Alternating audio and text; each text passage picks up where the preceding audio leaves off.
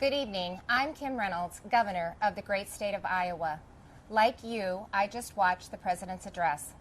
I listened as the governor of our state, as a mom and a grandmother of 11 who's worried our country is on the wrong track.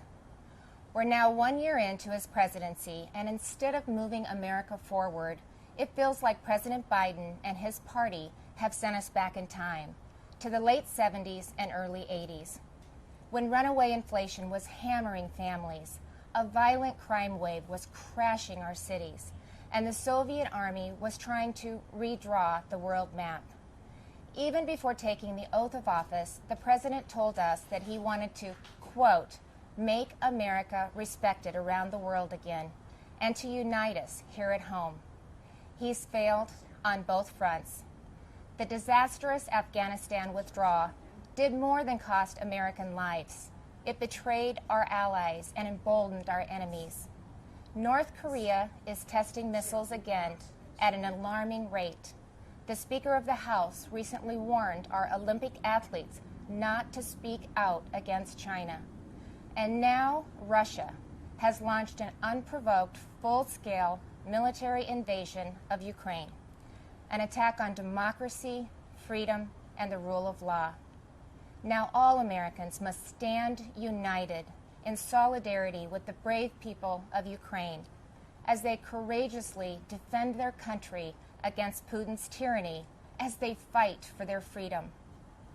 But we shouldn't ignore what happened in the run-up to Putin's invasion, waiving sanctions on Russian pipelines while eliminating oil production here at home, focusing on political correctness rather than military readiness, reacting to world events instead of driving them. Weakness on the world stage has a cost, and the president's approach to foreign policy has consistently been too little, too late. It's time for America to once again project confidence. It's time to be decisive. It's time to lead. But we can't project strength abroad if we're weak at home. And that's what I want to discuss with you tonight. The President and Democrats in Congress have spent the last year either ignoring the issues facing Americans or making them worse. They were warned that spending trillions would lead to soaring inflation. They were told that their anti-energy policies would send gas prices to new heights, but they plowed ahead anyway, raising the price at the pump by 50%. And pushing inflation to a 40-year high. 4 decades ago, when our nation was last reeling from inflation, I was a young working mom just starting out. My husband Kevin worked days while I watched our girls, and then we would literally switch. We would pass in the yard as he was coming home, and I was leaving to work evenings at the local grocery store. From across that checkout counter, I saw the pain of inflation on my neighbors' faces. I saw what happens when prices rise faster than wages. The Biden administration believes inflation is a, quote, high-class problem. I can tell you, it's an everybody problem. I saw moms and dads' paychecks buy them less and less. I watched working people choose which essentials to take home and which ones to leave behind. And now President Biden's decisions have a whole new generation feeling that same pain. When I took the oath of office 5 years ago, I promised Iowans that I would never lose sight of who I was working for, that I wouldn't become detached from the problems they were facing, from the problems that I had faced myself. But you don't have to check groceries to see what high inflation does to people. You just need to step outside of the D.C. bubble. Talk to Americans about what's on their mind. Ask them, what are your concerns? What keeps you up at night? And they'll tell you. And I can tell you what's not on that list. They won't tell you that spending trillions more and bankrupting their children is the answer to their problems. They won't tell you that we should be paying people not to work.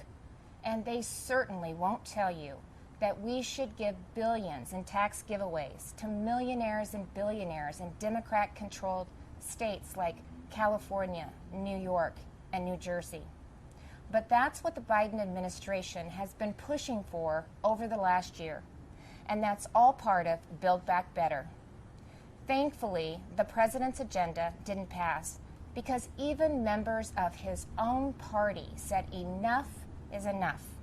Well, the American people share that view.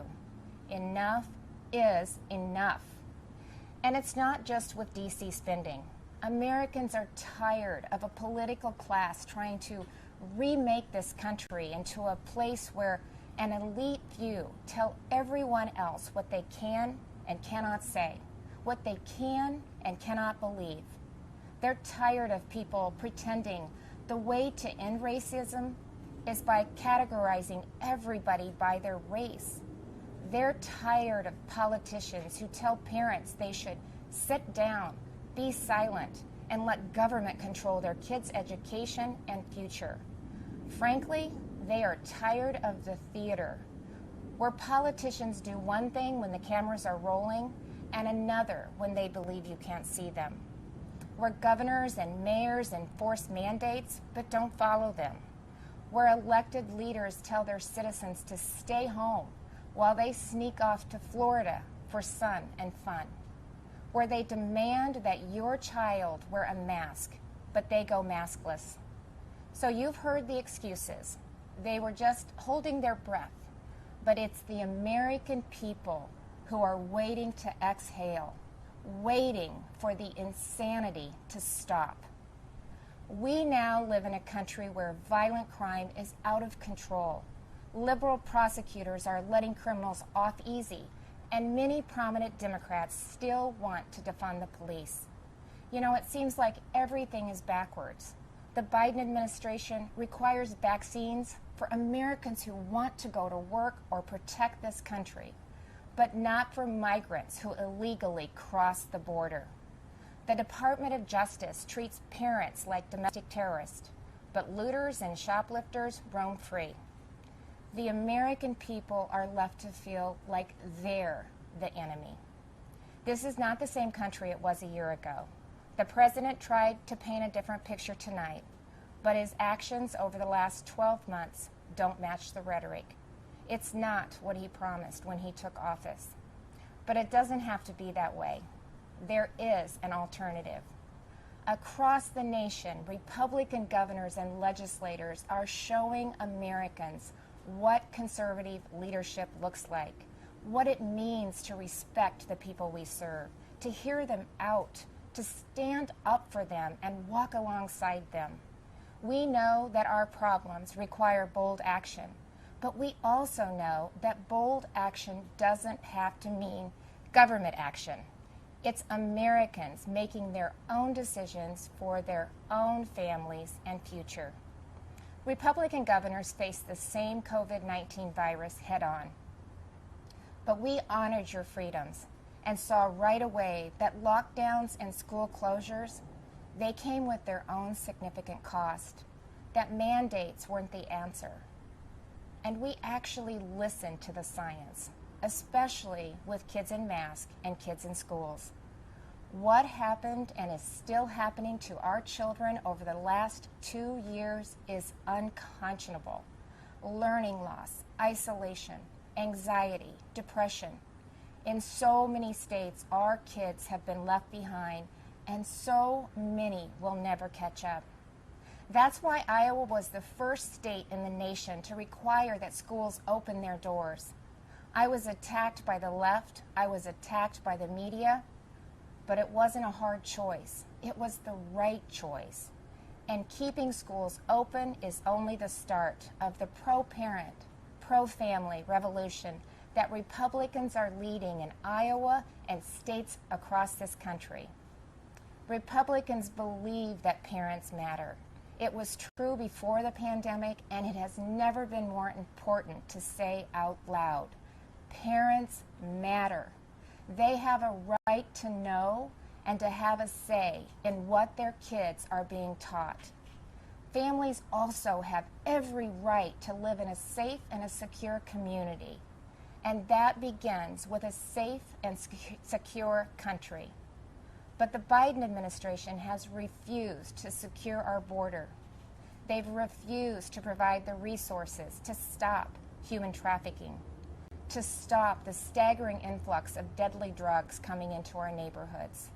They've refused to protect you. With Texas and Arizona leading the way, I, along with Republican governors from several states, have sent resources to the border. And we've actually gone to the border, something that our president and vice president have yet to do since taking office. On the economy, the contrast couldn't be more stark. While Democrats in D.C. are spending trillions, sending inflation soaring, Republican leaders around the country are balancing budgets and cutting taxes because we know that money spent on Main Street is better than money spent on bureaucracy. Today, I signed legislation that eliminates Iowa's tax on retirement income and sets our tax rate at 3.9%. That's less than half of what it was just 4 years ago. And it shouldn't come as a surprise that out of the top 20 states with the lowest unemployment rates, 17 have Republican governors. Republicans may not have the White House, but we're doing what we can to fill the leadership vacuum.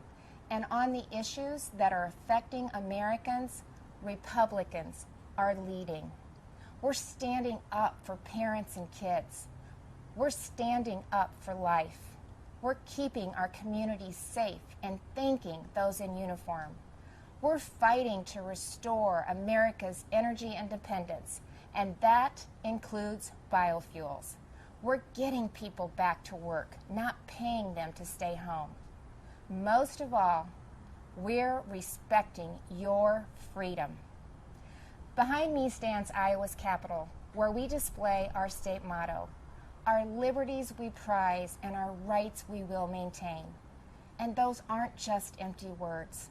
It's a belief that the greatness of this state and this country lies in our people, not government.